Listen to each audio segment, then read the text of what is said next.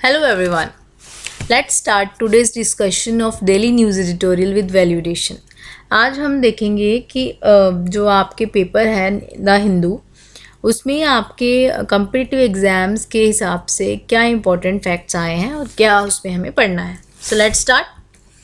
आज के जो पेपर में आया है नोबेल प्राइज़ के हिसाब से आया है कि नोबेल प्राइज़ मिले हैं, केमिस्ट्री में मिला है और फिज़िक्स में मिला है और भी हैं इन द क्यू जो नेक्स्ट डेज़ में आएंगे.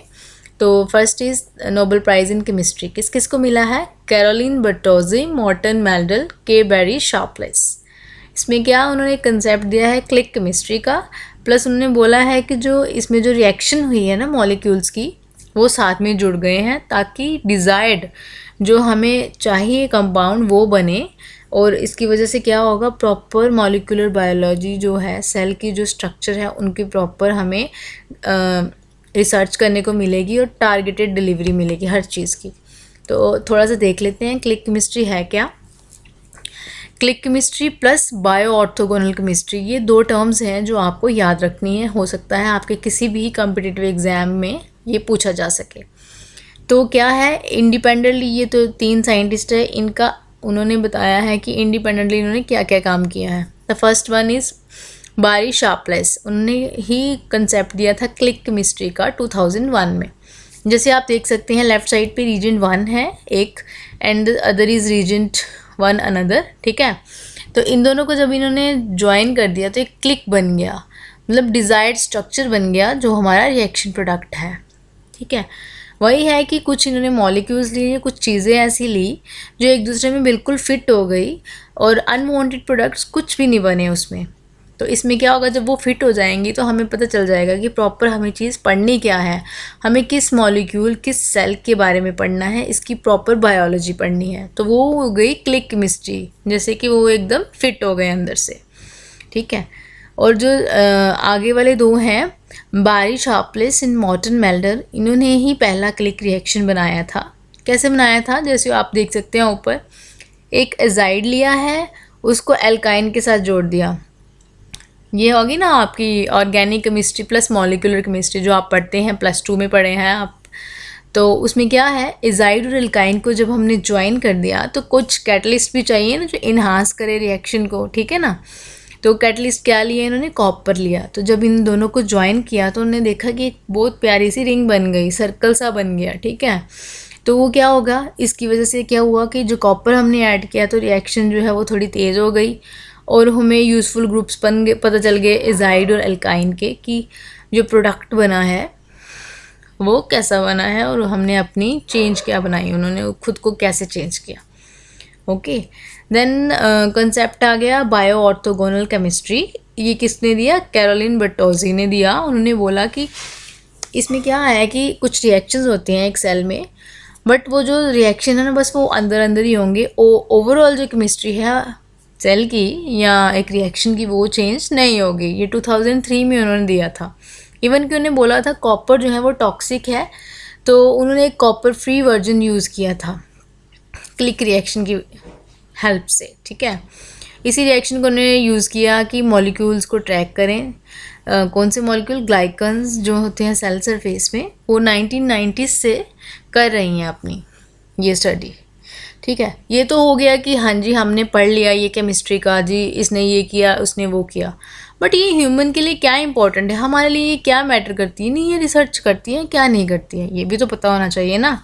तो क्या है, जैसे ये क्लिक केमिस्ट्री का जो हमने कंसेप्ट पढ़ा है उसकी वजह से क्या होगा, हमें पता चल जाएगा कि नई नई ड्रग्स हमें प्रॉपर कैसे बनानी है, उनका साइड इफ़ेक्ट कम हो जाएगा. और इवन जो बायो ऑर्थोगोनल केमिस्ट्री है उससे क्या होगा, रिसर्चर जो है ना एक सेल की जो बायोलॉजी है, मतलब पूरा बाहर का जो अंदर का जो माइटोकॉन्ड्रिया, सेल्स, वैक्यूल्स जो भी है अंदर, ठीक है, वो प्रॉपर स्टडी करेंगे. तो वो क्या बताएंगे, ये जो हमने ड्रग्स न्यू बनाई हैं कि कहाँ पे उन्होंने पूरा निशाना लगा के वहाँ पे उन्होंने ड्रग्स डालनी है. तो ये किसके हिसाब से, मतलब एक एंटीबॉडीज़ बना देनी है क्लिकेबल. जैसे कोई किसी को कैंसर है ना, कैंसरस ट्यूमर, उसके लिए ये रिसर्च मैटर करती है. क्या होगा, क्योंकि कहीं कहीं पे अगर होगा ना बिनाइन कैंसर होगा तो कहीं कहीं पे होगा ना, तो पूरी बॉडी में तो नहीं होगा. तो ये टारगेटेड डिलीवरी हो जाएगी, मतलब कि जैसे कहीं पे एक नोड्यूल बना है समझ लीजिए कैंसर का, तो ये जो ड्रग्स हैं इसी जो उन्होंने स्टडी की है, रिसर्च की है, इसी रिसर्च की वजह से उनको पता चल जाएगा कि ठीक है यहाँ पे है तो हमने अपना टारगेट यहीं पे बनाना है, इस नोड पे, इस लिम्फ नोड पे हमने ये ड्रग्स डालनी है, ठीक है। क्योंकि क्लिक रिएक्शन होएगा ना, क्लिक केमिस्ट्री होगी, तो उनको पता होगा कि टारगेटेड डिलीवरी बस यहीं पे होगी, जो सराउंडिंग टिश्यूज़ है वो इफ़ेक्ट नहीं होंगे, तो इसलिए ये रिसर्च मैटर करती है। ओके, ठीक है। The next one is Nobel prize in physics. ये किसको मिला है? Alain Aspect, John F Clauser, Anton Zeilinger. किसके लिए मिला है? Quantum mechanics on the behaviour of sub atomic particles. एक उन्होंने बोला स्पूकी क्वांटम साइंस की तरह उन्होंने दिया है। तो क्वांटम मैकेनिक्स आपको पता होगा बहुत ही इंपॉर्टेंट है आपके पेपर के हिसाब से। क्यों इंपॉर्टेंट है?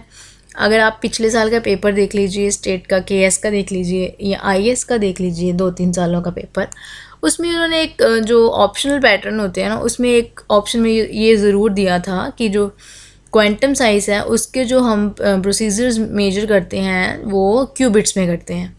अगर आपने क्वांटम साइंस का थोड़ा बहुत भी पढ़ा हो तो आपको पता होगा कि क्यूबिट्स में ही करते हैं, ठीक है जी।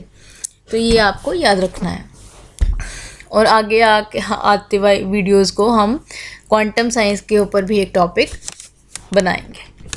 और अगला फैक्ट क्या है कि 2 नोबेल प्राइज़ किन किन को मिले हैं अभी तक? कुछ 4 लोग हैं, जिनमें से पहले हैं एमआर शार्पलेस, जॉन बार्डीन, मारी क्वेरी मैम, लाइनस पॉलिंग। इन चारों को 2-2 बार नोबेल प्राइज़ मिला है अपनी रिसर्चेस के लिए। And the next one is titbits और फैक्ट्स। जो आपके आज की एडिटोरियल आए हैं वो मोस्टली ओपिनियटेड हैं, ओपिनियन फॉर्मिंग है, जो हमारे पेपर के हिसाब से एज सच इम्पोर्टेंट नहीं है, बट हमने उसमें से कुछ उनके जिस्ट लिए हैं और कुछ इम्पोर्टेंट फैक्ट्स लिए हैं ताकि वो आपके काम आ सके। जो पहला उन्होंने दिया है कि जो गवर्नर है ना, उनकी पावर के बारे में बताया है कि जैसे केरला और तमिलनाडु में NEET plus Lokayukta amendment act जो था उनकी डिले हो रहा था ना, गवर्नर ने बोला कि नहीं मैं अपनी मर्ज़ी से दूंगा, नीट नहीं होने दूंगा, ठीक है, एक्सेट्रा एक्सेट्रा, ऐसी उन्होंने एग्जांपल लेके बताया हुआ है। तो इसी में उन्होंने ये बताया है कि जो गवर्नर की पावर्स हैं वो किस हिसाब से यूज़ कर रहा है गवर्नर, वो खुद ही मास्टर ऑफ रोस्टर बन रहा है या फिर उनको प्रॉपर इन टेंडम में काम करना है। तो कौन सा आर्टिकल है इसके हिसाब से? आर्टिकल 200। इसमें उन्होंने बोला है powers of governor with respect to assent of bills की। इसमें उन्होंने दिया हुआ है कॉन्स्टिट्यूशन ने कि गवर्नर्स की कौन सी पावर है वो बिल को एक्सटेंड करने में। 1, 2, 3 दी हुई हैं, जिसमें उन्होंने पहले में बोला है कि वो दे सकता है अपना एक्सटेंड, चलो ठीक है मैंने पास कर दिया। दूसरा है कि वो नहीं पहले हाउस का देखेगा, और तीसरा है कि वो उसको पेंडिंग रखेगा या फिर प्रेसिडेंट की असेंट के लिए रखेगा। ये गवर्नर की डिस्क्रिप्शन है। ओके जी। Then comes article 361। इसमें उन्होंने क्या बताया है कि जो गवर्नर है या जो प्रेसिडेंट है वो कोई भी अपना एक्ट करेंगे अपने ऑफिस में, अपनी पावर्स की एक्सरसाइज में, तो जो गवर्नमेंट जो जुडिशरी है ना वो अपनी कुछ भी प्रोसीडिंग्स उनके खिलाफ नहीं कर सकती। प्रॉपर इम्यूनिटी है उनको, गवर्नर को या फिर प्रेसिडेंट को। और इवन कि हमारे पेपर में ये भी आते हैं, आज जो उन्होंने इस बार का जो पैटर्न बदल दिया था, उन्होंने एक्सप्लिसिटली मेंशन कर दिया था कि कुछ जैसे कोई केस था तो ये रिसेंटली ये किस हिसाब से न्यूज़ में था, तो हमें भी ये भी देखना है। तो आज कौन सा आया है? Rameshwar Prasad and others versus Union of India and others. इसमें क्या आया है? मालाफाइड और अल्ट्रावायर्स गवर्नर के एक्शन है कि क्या गवर्नर की जो पावर है सही है या कुछ गलत जा रही है। तो आपको याद रखना है कि ये जो केस है वो किसके साथ जुड़ा हुआ है? गवर्नर के एक्शंस के साथ, कि सही है या नहीं सही है। ओके। देन जो नेक्स्ट आया है आपका आर्टिकल वो आया है कि क्राइटेरिया फॉर शेड्यूल कास्ट। तो कौन कौन से उन्होंने बताया है कि पहले किसको ऐड किया उन्होंने शेड्यूल कास्ट में, कुछ दलित कैसे ऐड किया, फिर कुछ सिख्स को कैसे ऐड किया, ठीक है, जो कुछ बुद्धिस्ट को कैसे ऐड किया, जो अभी अपने आप को नहीं मानते हैं कि वो शेड्यूल कास्ट और शेड्यूल ट्राइब्स है।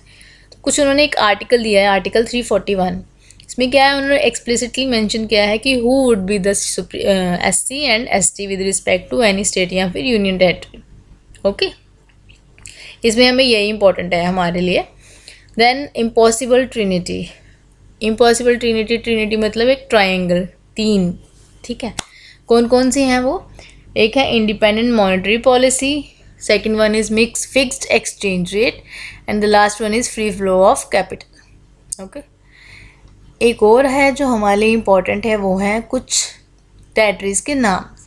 जो रशिया और यूक्रेन की कन्फ्लिक्ट हो रही है तो उसमें काफ़ी न्यूज़ में आते हैं, कुछ ना कुछ उनकी स्टेट्स आ जाती हैं न्यूज़ में, तो इम्पॉर्टेंट हो जाता है कि हमें उनकी डायरेक्शंस पता हों। तो आइए देख लेते हैं कि आज की जो हमारे ट्यूटोरियल में आया है उसकी कौन सी डायरेक्शंस हैं। ये आप देख लीजिए, ऊपर जो है लेफ़्ट में यूक्रेन है और राइट में आ गया रशिया। तो रशिया के नीचे देख लीजिए Luhansk, Donetsk, Zaporizhzhia, Kherson, Black Sea, Crimea, Sea of Azov. ये इम्पोर्टेंट है हमारे लिए कि नॉर्थ टू साउथ और south to north in nation states की हमें डायरेक्शंस देखनी है, लोकेशन देखनी है, और इनके टचिंग बॉर्डर्स कौन कौन से सी हैं, कौन कौन से कंट्रीज़ की टेरिटरीज हैं। ओके, हो सकता है ये पेपर में आ जाए। That's all for today, thank you so much and do share